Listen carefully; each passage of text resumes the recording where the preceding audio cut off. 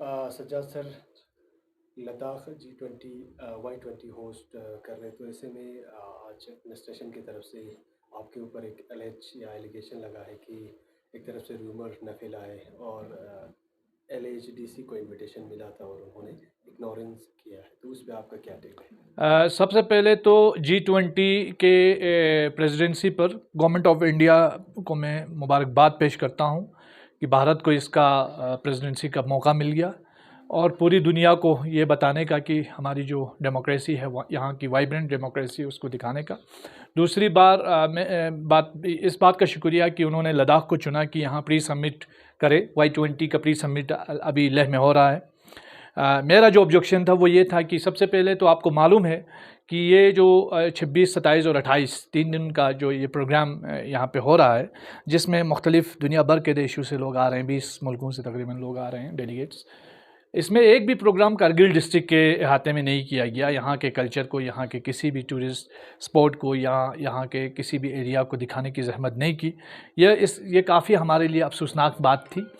UT administration ने इस बात को बिल्कुल उन्होंने बड़े अनफॉर्चुनेटली मैं कहूँगा कि उन्होंने कारगिल को इग्नोर किया। दूसरी बात, मेरा जो ट्वीट था वो ये था कि मैंने क्वेश्चन ये किया था कि क्या वजह है कि कारगिल जो है इस Y20 के समिट से, प्री समिट से इनविजिबल है। कहीं कारगिल की रिप्रेजेंटेशन LHDC या डिस्ट्रिक्ट एडमिनिस्ट्रेशन कहीं नज़र नहीं आ रहा है। और क्या वजह है? क्या यूटी ने ये आपको दावत नहीं दिया, या फिर दावत देने के बावजूद आपने ख़ुद ये डिसाइड किया कि हम इसमें नहीं जाएंगे? तो मेरा सिंपल ये कहना है कि अगर दावत नहीं दिया है तो ये यूटी एडमिनिस्ट्रेशन का फॉल्ट है, उन्होंने गलत किया है इग्नोर करके। और अगर दावत देने के बावजूद भी अगर आप नहीं गए हैं तो ये हमारे हिल काउंसिल का फॉल्ट है, ये हमारे डिस्ट्रिक्ट एडमिनिस्ट्रेशन का फॉल्ट है। तो बस उसी पे ये है कि अपनी कमज़ोरियाँ नहीं छुपाना चाहिए और अगर गलती हुई है तो गलती को तस्लीम करना चाहिए, क्योंकि डिस्ट्रिक्ट एडमिनिस्ट्रेशन के न जाने से, हिल काउंसिल के न जाने से कारगिल के अवाम महरूम हुए हैं इस समिट से। क्योंकि ये जो समिट है, इंटरनेशनल कम्युनिटी हमारे यहाँ के चैलेंजेस, हमारे यहाँ के मसले मसाइल समझने के लिए आए हैं और ये फिर एक इंटरनेशनल प्लेटफॉर्म पे एक पॉलिसी के तौर पर रिफ़्लेक्ट होती है ये चीज़ें। और हमारे रीजन के अंदर जो लद्दाख का जो क्लाइमेटिक कंडीशन है, यहाँ ग्लोबल वार्मिंग के बढ़ते हुए चैलेंजेस है, और लद्दाख जैसे इलाके में कारगिल जैसा हसास इलाका जो मुख्तलिफ जंगों से जूझ चुका है, यहाँ हमने बहुत सारे वॉर देखे और इस वॉर के दौरान बॉर्डर रीजन में रहने पर हमारा एजुकेशन, इकनॉमी हमारा किस तरीके से इफ़ेक्ट हुआ है, हम जानते हैं कितना मुतासिर हुए हैं।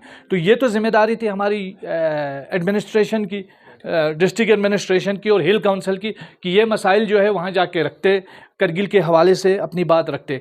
बदकिस्मती से कोई भी इसमें शामिल नहीं हुआ, तो इसका जो नुकसान है वो कारगिल के अवाम हुआ। इसमें कोई र्यूमर नहीं है, ये हकीकत है और अपनी कमज़ोरियों को तस्लीम करना चाहिए। और मैं ये चाहूँगा कि एडमिनिस्ट्रेशन जो है ये भी बताए कि ये G20 डेलीगेट्स जो कारगिल नहीं आए उसका क्या रीज़न है। क्या यूटी एडमिनिस्ट्रेशन ने कोई प्रोग्राम नहीं रखा, या आपकी तरफ से आपने फिर से इसमें भी कोई कमज़ोरी दिखाई है कि आपने इनवाइट ही नहीं किया या प्रोसेस ही कुछ नहीं किया? तो ये चीज़ें भी हैं और रिसीविंग एंड पे कारगिल के अवाम है।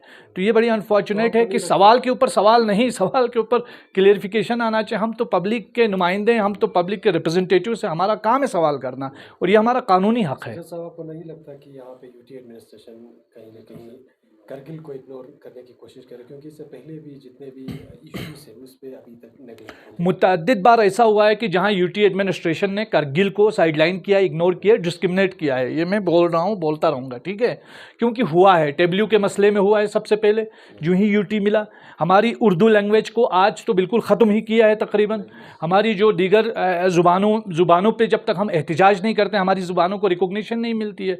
तो ये चीज़ें तो हम देख रहे हैं ना, डिस्क्रिमिनेशन का एक प्रोसेस तो हम देख रहे हैं।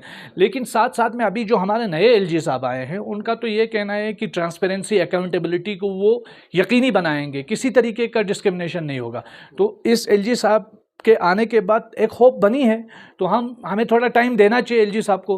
और दूसरी बात, उसके बावजूद भी कुछ हो रहा है तो हम तो डिस्ट्रिक्ट एडमिनिस्ट्रेशन से भी सवाल करेंगे, यूटी एडमिनिस्ट्रेशन से भी सवाल करना है। सवाल तो चाहे LG साहब से करना पड़े, चाहे DC साहब से करना पड़े, चाहे किसी भी साहब से करना पड़े, वो तो करना है। ये तो आवाम का हक़ है और हमारा हक़ है, फंडामेंटल राइट है। जी।